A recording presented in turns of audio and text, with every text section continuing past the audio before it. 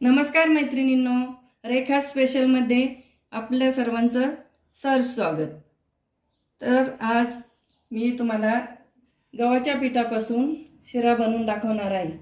श्रावण म्हटलं की सणवार हे आलेच आणि प्रत्येक गृहिणीला प्रश्न पडतो की आपण सणाला काय करावं।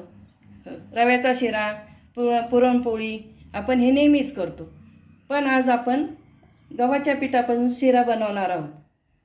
चला तर मग मी तुम्हाला रेसिपीला सुरुवात करू। पहिले आपण गॅस पेटून घेऊया। कढई छान गरम झाली की आपल्याला त्यात गव्हाचं पीठ 1 वाटी ॲड करायचं आहे।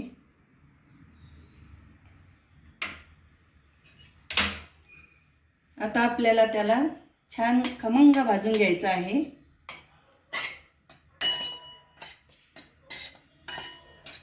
2 ते 3 मिनिट याला छान भाजायला लागतात।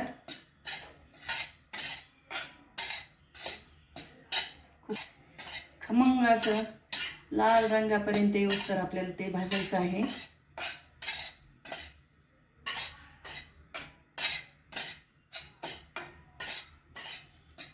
त्यात थोडंसं तूप घालून घेऊया।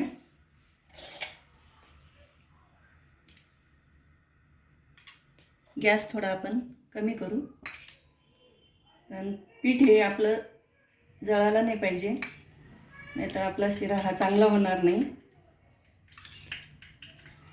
तुम्ही जेवढं तूप वापराल तेवढं या शिऱ्यासाठी खूप छान वाटतं, त्याने आपला शिरा खूपच छान होईल। आणि असं खमंग वास येईपर्यंत आपल्याला ते भाजायचं आहे। आपण त्यामध्येच आता ड्रायफ्रूट घालून घेऊया। यामध्ये ड्रायफ्रूट घातले की आपल्याला वेगळं भाजायची गरज पडत नाही। आपण त्यासाठी काजू, बदाम, मनुके आणि थोडासा केशर घेतलेला आहे। चला तर आपण आता त्यात ड्रायफ्रूट घालून घेऊ। गॅस हा स्लोच ठेवायचा आहे। चला आता आपण छान याला परतून घेऊया।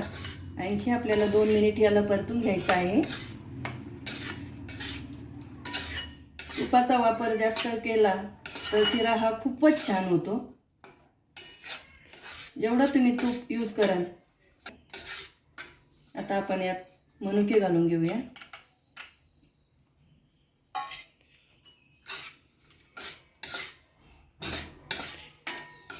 एक कप वाटीसाठी आपल्याला 2 कप दूध घ्यायचं आहे। तुम्ही वाटीने सुद्धा दूध घेऊ शकता।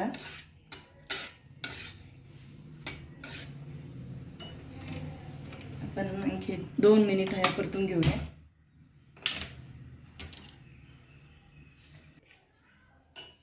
आपण हे आता 2 मिनिट आणखी भाजून घेऊया। शिरा असा शिरा तुम्ही जर बनवला तर हा खूप अतिशय रुचकर असा हा शिरा लागतो। आता आपण हे गरम केलेलं दूध यात ॲड करायचं आहे। मी 1 वाटीसाठी 2 वाट्या दूध वापरणार आहे।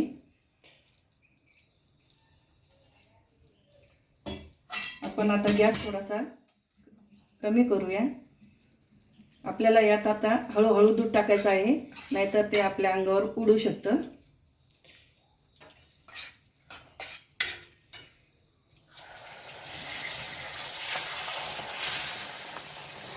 दुधाचा वापर हा आपल्याला कमीच करायचा असतो, नाहीतर तुमचा शिरा हा छान बनणार नाही। अंदाजानुसार आपल्याला त्याला दूध टाकावं लागतं। दूध जर कमी झालं तर आपण ते पुन्हा ॲड करू शकतो। बघा किती सुंदर असा शिरा बनवून तयार झाला आहे।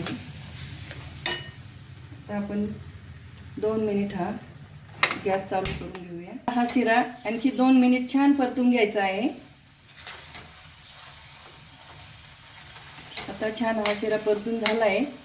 आता आपल्याला त्यात आपल्या चवीनुसार साखर ॲड करायची असेल तर तुम्ही जास्तही टाकू शकता, पण मी याला अर्धी वाटी साखर टाकणार आहे। साखरेच्या ऐवजी याचा गुळाचाही वापर करू शकता।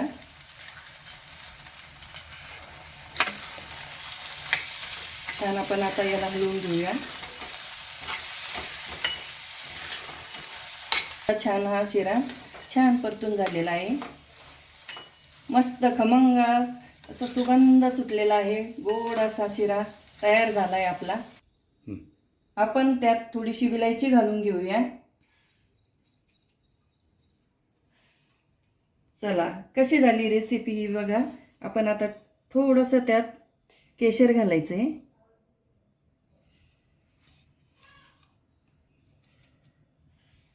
कशी झाली रेसिपी मला कमेंट करून सांगा. सबस्क्राईब करा आणि बेल आयकॉनला क्लिक करा. धन्यवाद.